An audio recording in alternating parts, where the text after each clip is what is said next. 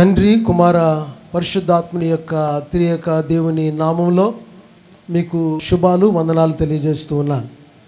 దేవునికి సమస్త ఘనత, మహిమ, ప్రభావాలు ఆరోపిస్తూ ఉన్నాం. దినవృత్తాంతాలు మొదటి గ్రంథం 29వ అధ్యాయము 1 నుంచి 10 వచనాల వరకు. ఈ 10 వచనాల్లో మన కొరకు నిర్ణయించబడినటువంటి ఈ అంశంలో ఉన్న మరొక సంగతిని ఈ దినాన్ని మనము ధ్యానించబోతూ ఉన్నాం. సమకూర్పు, సమావేశం, సమాచారం, సమర్పణ, స్తుతి.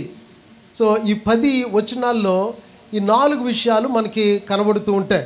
కొన్నిసార్లు దేశము సంక్షోభంలో ఉన్నప్పుడు శత్రువు ఆ దేశాన్ని ముట్టడిస్తుంది లేక ముట్టడి వేసింది అనేటువంటి సందర్భాల్లో యూజువల్గా మన యొక్క పితరులు ఈ భాగాన్నే మనము ఆధారం చేసుకుంటే ఇలాంటి పరిస్థితుల్లో సమావేశాలని ఏర్పాటు చేసేవారు.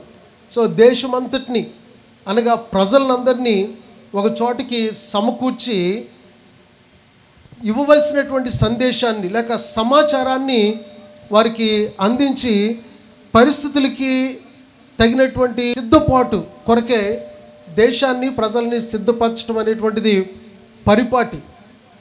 ప్రతి సందర్భంలో ఆ క్రమం జరుగుతూ ఉండేది. సో ఆ క్రమంలోనే ఇక్కడ కూడా రాజు అయినటువంటి దావీదు ఒక సమావేశాన్ని ఏర్పాటు చేశాడు. ఇది చాలా ప్రత్యేకమైనటువంటి సమావేశం.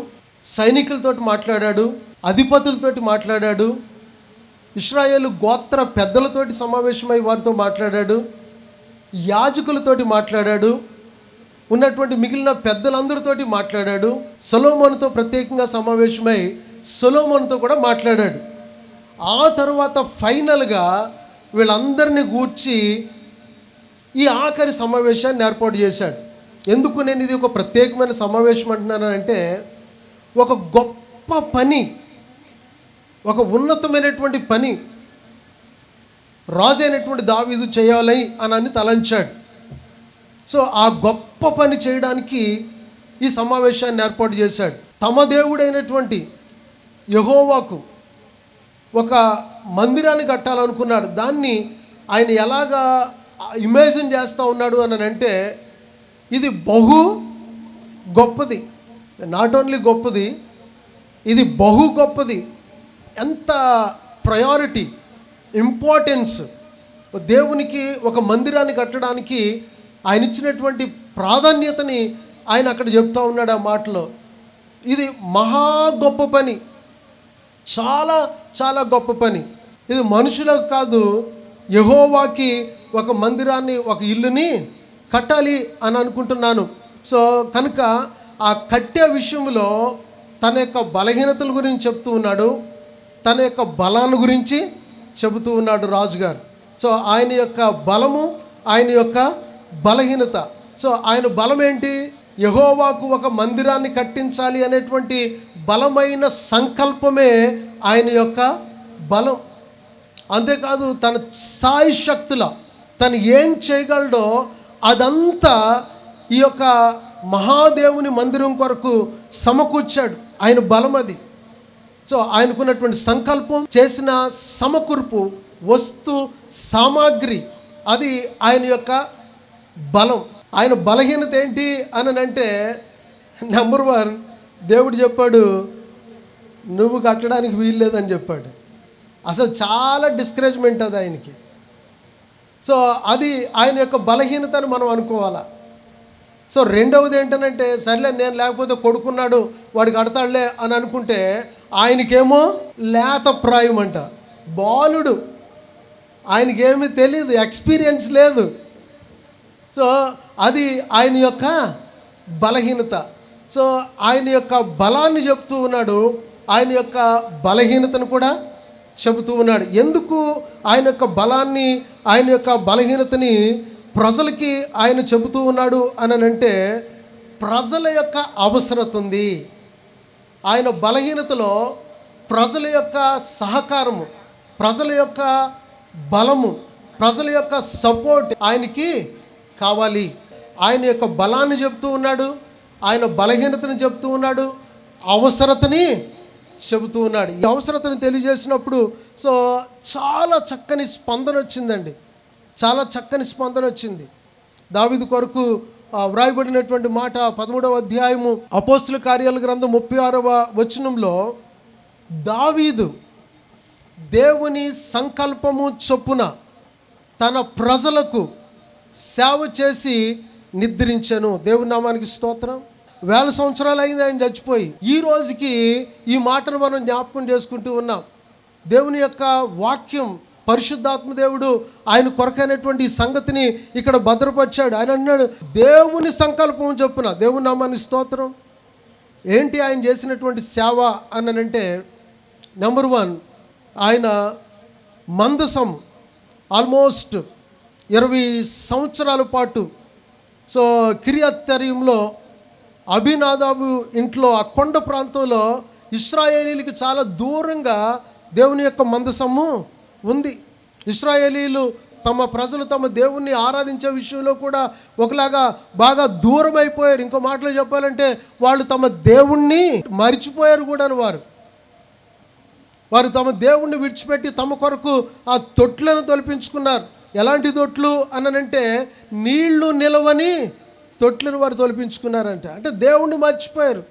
అలాంటి పరిస్థితుల్లో రాజు అయినటువంటి దావీదు ఆయన సింహాసనానికి వచ్చి జరిగించిన మొట్టమొదటి సంగతి, లేకపోతే మొదటి సంతకం ఏంటి అనంటే, ఊరి బయట 20 సంవత్సరాలుగా ఆ కొండ ప్రాంతాల్లో ఉన్నటువంటి ఆ దేవుని మందసముని దావీదు పురములోనికి తీసుకురావడానికి ఆయన ప్రయత్నం చేశాడు.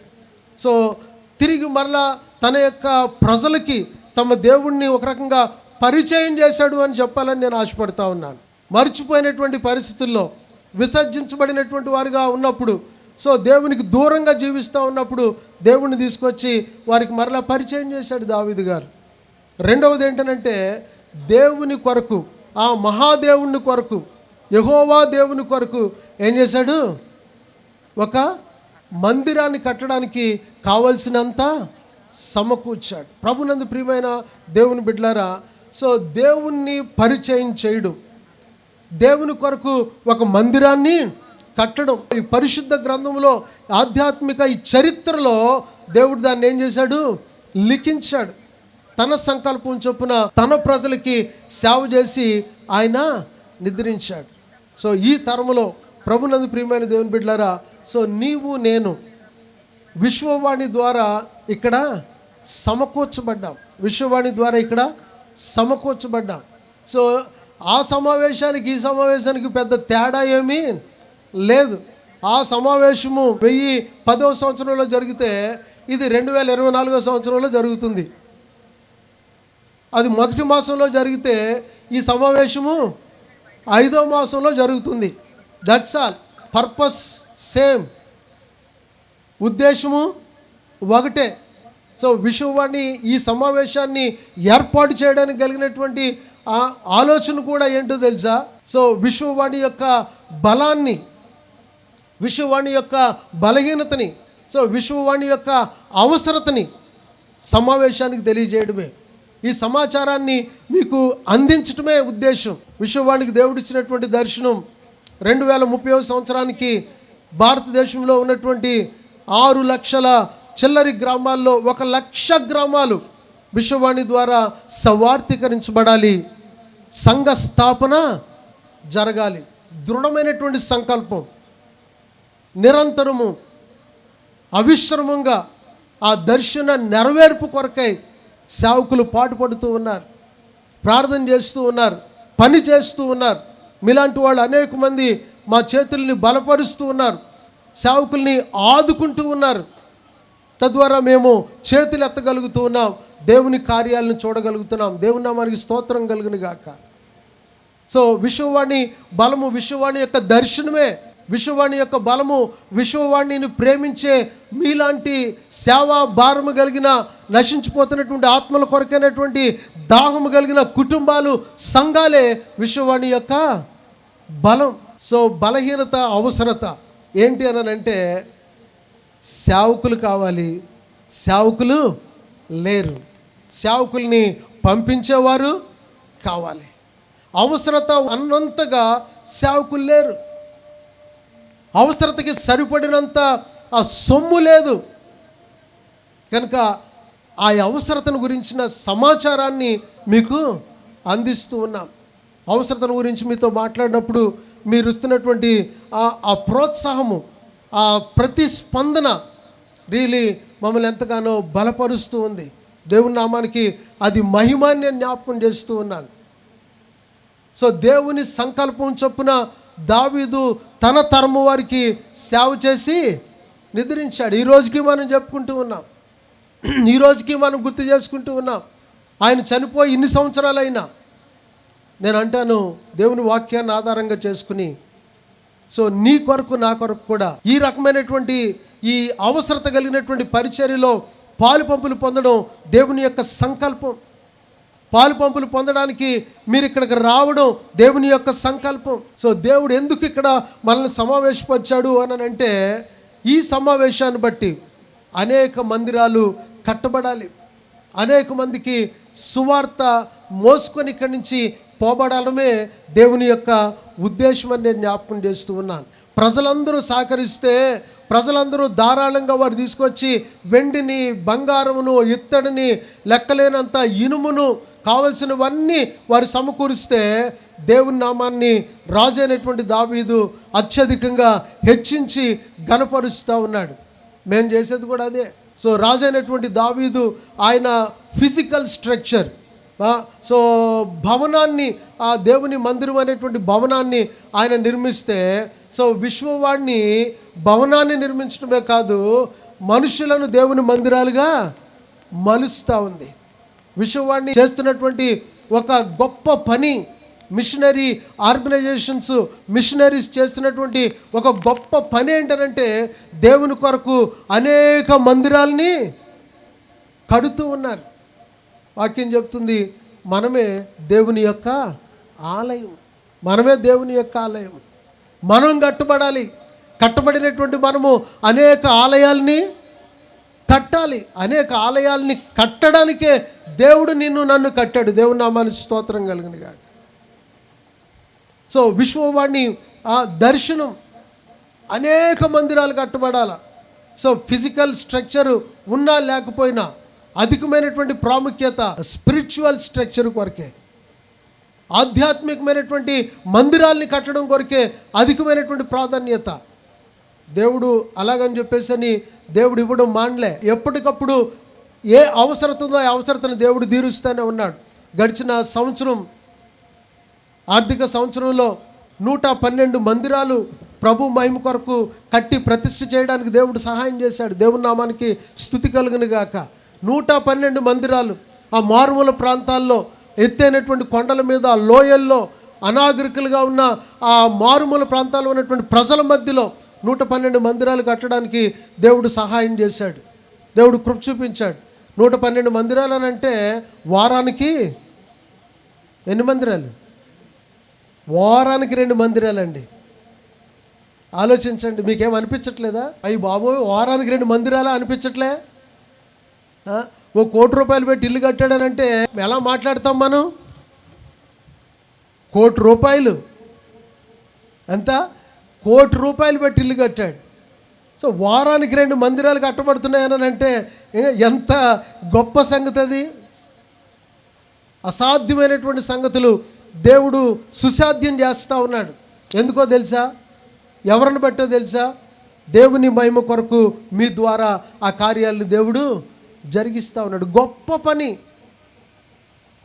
ఒక ప్రక్క సో మందిరాలు, ఆ దేవునికి ఇష్టమైనటువంటి ఆ గృహాలని సేవకులు కడుతూ పోతూ ఉంటే, వారు దేవుణ్ణి ఆరాధించడానికి ఆ మందిరాలన్నీ కలిసి ఒక మందిరంలో చేరడానికి దేవుడు ఒక మందిరాన్ని ఇస్తూ ఉన్నాడు. దేవుని నామానికి స్తుతి కలుగును గాక. సో ఈ సమావేశంలో కూడా విశ్వవాణి మీకు ఇస్తున్నటువంటి ఆ దర్శనం అదే, లేక విశ్వవాణి యొక్క అవసరతని నేను మీకు తెలియజేస్తూ ఉన్నాను. వేల గ్రామాలు సువార్త కొరకు ఎదురు చూస్తూ ఉన్నాయి. ఒక్కసారి కూడా విననటువంటి యేసును గురించిన మాట విన్నటువంటి ప్రజలు ఎంతోమంది ఉంటే, రెండోసారి సువార్త వినడానికి నీకెంత ధైర్యం? సువార్త అవసరత ఎంతో ఉంది. ఈ సమావేశాల ద్వారా దేవుని యొక్క గొప్ప పనిని మనము జరిగించవలసిన ఆవశ్యకతని నేను జ్ఞాపకం చేస్తూ ఉన్నాను. సో ఈ దినాన్ని ఈ సమావేశంలో, ఈ సభలో మన ముందుంచబడినటువంటి అవసరత, ఎన్నో మందిరాలను కట్టవలసి ఉంది, ఎన్నో గ్రామాలు సవార్థీకరణ చేయబడవలసి ఉంది, ఎన్నో చోట్ల వారు ఆరాధించడానికి మందిరాలు కట్టవలసినటువంటి అవసరత ఉంది.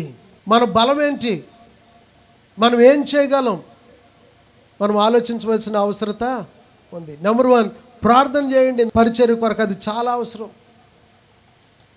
నెంబర్ 2, సో పరిచర్య కొరకే మీ యొక్క గుప్పులు విప్పండి. నెంబర్ 3, సో మీరే పరిచర్య కొరకే స్వచ్ఛంద నాయకులుగా ఉండండి. ఏ రకంగా ఈ యొక్క శ్రేష్టమైనటువంటి పరిచర్యలో దేవుని యొక్క రాజ్యాన్ని కట్టడానికి, మందిరాలను కట్టడానికి మనం ఏం చేయగలమో ఆలోచించమని నేను మనవి చేస్తూ ఉన్నాను. నేను సిలువ, శ్రమ, మరణ, పునరుత్థానాలు, ఆయన రక్షణ వార్తను నేను ప్రకటించవలసిన వారంగా ఉన్నాం. ఆయన వచ్చే వరకు ఆయన మరణాన్ని మనం ఏం చేయాలంట, ప్రచురించాలి. ఎవరికి, అవసరతలో ఉన్నటువంటి ప్రజలకి రక్షణ సువార్తను ప్రచురించాలి. వాళ్ళని దేవుని కొరకైన మందిరాలుగా మనం ఏం చేయాలి, మలచాలి. దేవుని కొరకై మందిరాలు కట్టాలి. వారు దేవుని కొరకైనటువంటి నిలయాలుగా వారు మార్చబడాలి. అది మన యొక్క తక్షణ కర్తవ్యము. ప్రియమైన దేవుని బిడ్డలారా, ఇది నాన్ని ప్రభువు ఇచ్చినటువంటి సమావేశంలో, ఈ సమకూర్పులో మనకి ఇవ్వబడిన సమాచారం ఆ ప్రజల్ని ప్రభు దగ్గరికి నడిపించటమే. వారికి రక్షణ సువార్తని ప్రకటించవలసిన ఆవశ్యకతను మనకు తెలియజేస్తూ ఉంది. సమర్పించుకోగలిగిన వారంగా ఉండాలి. తద్వారా ప్రభువుని స్తుతించే అనుభవాల్లోనికి మనల్ని దేవుడు నడిపిస్తాడు. దేవుడి నామానికి స్తోత్రం కలిగిన గాక. చిన్న ప్రార్థన చేద్దాం, తలలు వంచుదాం. ప్రేమమయుడైన తండ్రి, కృపా కనికరం కలిగిన మా ప్రియమైన పరలోకపు రాజా, మీ ఘననామానికి లెక్కించలేని వందనాలు, కృతజ్ఞతలు, స్తుతులు, స్తోత్రాలు చెల్లిస్తూ ఉన్నాం. ప్రభువారు నాయన, విన్న మీ మాటలను బట్టి, వాక్యాన్ని బట్టి మీకు స్తోత్రాలు చెల్లించుకుంటూ ఉన్నాము. నాయన, ఈ లోకంలో మీ కొరకే నిర్మించబడవలసిన అనేక మందిరాలు ఉన్నాయి ప్రభువా. ఆ మందిరాలు నిర్మించే బాధ్యతని, భారాన్ని మీరు మా పైన పెట్టారు. మీకు స్తోత్రాలు.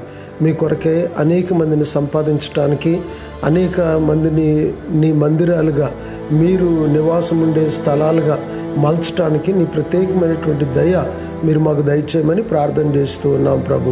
మహిమ, ఘనత, ప్రభావాలు మీ నామానికి చెల్లిస్తూ యేసుక్రీస్తు వారి యొక్క నామంలో ప్రార్థన స్తుతించి వేడుకుంటూ ఉన్నాను పరమ తండ్రి, ఆమేన్. ఇప్పుడు మన తండ్రి అయిన దేవుని ప్రేమ, ఆయన కుమారుడును మన ప్రభువును రక్షకుడైన యేసుక్రీస్తు వారి యొక్క కృప, పరిశుద్ధాత్మ దేవుని యొక్క అన్యోన్య సహవాసము, సన్నిధి, సమాధానము కూడిన మనకు, మన కుటుంబాలకి, సార్వత్రిక సంఘానికి, పరిచర్యకి తోడయుండి నడిపించునుగాక. ఆమేన్.